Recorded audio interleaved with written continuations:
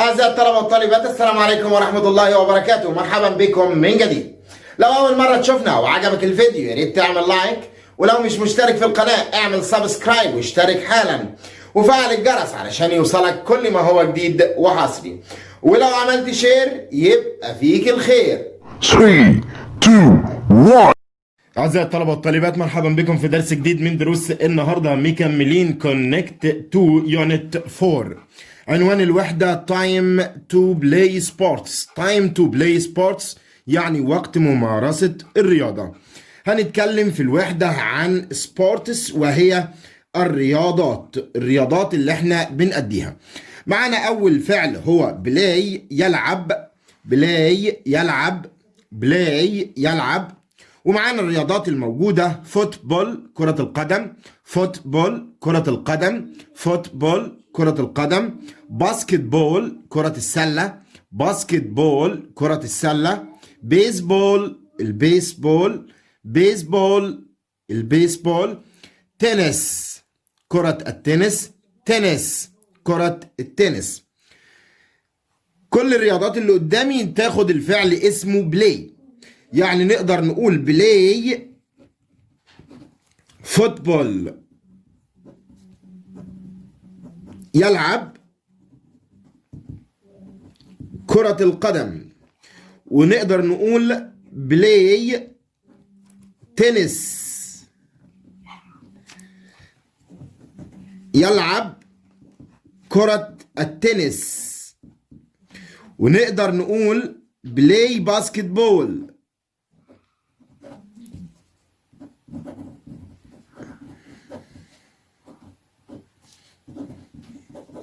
يلعب كرة السلة. إذا الفعل بلاي يلعب بيجي قبل الرياضات اللي في الغالب اللي بيكون فيها كورة. طيب لو أنا عايز أكون جملة، يعني ما أقولش يلعب كرة القدم، لا أنا عايز أقول أنا ألعب كرة القدم. كل اللي عليا إن أنا هجيب قبل الفعل ده الفاعل علشان أعلم ابني إزاي يكتب جملة. فأقول I بلاي فوتبول، أنا ألعب كرة القدم. I بلاي تنس، أنا ألعب كرة التنس. I بلاي باسكت بول، أنا ألعب كرة السلة. يبقى الفعل بلاي يلعب بيجي مع الرياضات، وفي الغالب اللي بيكون فيها كورة، فيها كورة. عندي فعل اسمه كان يستطيع، بيجي بعد منه فعل في المصدر، بيجي بعد منه فعل في المصدر. كان يستطيع يجي بعد منه فعل في المصدر. لو انا عايز اقول انا استطيع، انا استطيع، احط قبل منها اي، يبقى اي كان. لو انا عايز اقول انا استطيع ان العب كرة القدم، سهلة، اقول اي بعد منها ايه؟ برافو عليك، كان بلاي فوتبول. تمام. طب لو انا عايز اقول انا استطيع ان العب كرة التنس، يبقى انا يعني ايه؟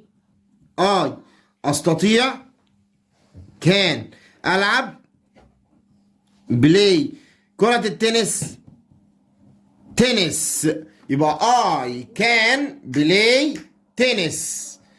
طيب لو انا عايز اقول انا استطيع لعب كرة السلة، I can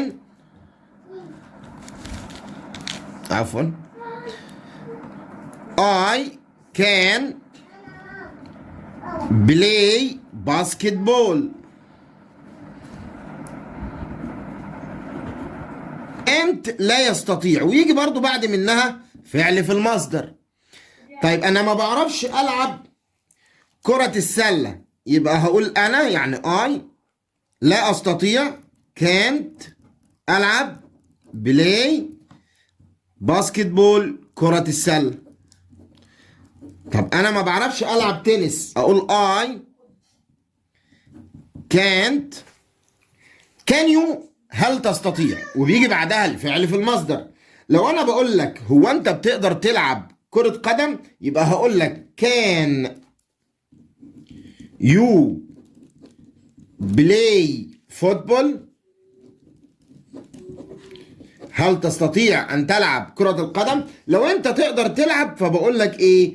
أقول له yes I can. نعم أستطيع. مش بقدر فبقول له no I can't. لا والله أنا ما بعرفش ألعب أو لا أستطيع أن ألعب. طيب أنت تقدر ترمي الكرة بعيد؟ تعال نشوف كده. can you يرمي، واخدين الفعل يرمي throw. Can you throw the ball?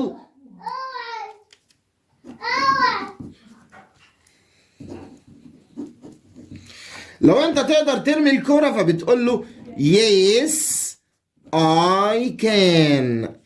no I can't. يبقى كان يستطيع وكانت لا يستطيع. ولما اقول لك can you يبقى هل تستطيع. I like انا احب.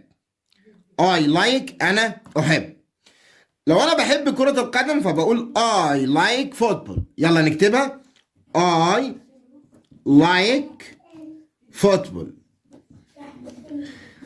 لو انا بحب كرة السلة فبقول I like basketball.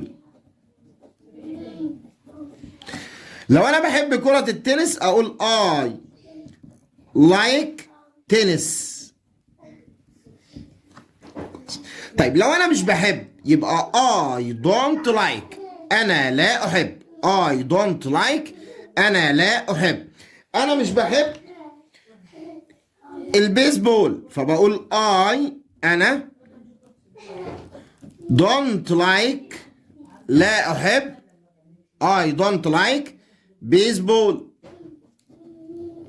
انا ما بحبش البيسبول. يبقى like يحب ودونت like لا يحب. ده بالنسبة لو انا. اما لو حبينا نقول هو يحب ففي الحالة دي بقول he likes. يعني ضفت للفعل like حرف الاس. he likes. لو هو بيحب كرة السلة فاقول له he likes basketball. طيب لو هو بيحب التنس اقول he likes tennis. طب لو ما بيحبش اقول he doesn't like. الله، جبت doesn't وحذفت الاس اللي في like فاقول he doesn't like. تعال نقول مثال. he doesn't like. هو لا يحب تنس كرة التنس.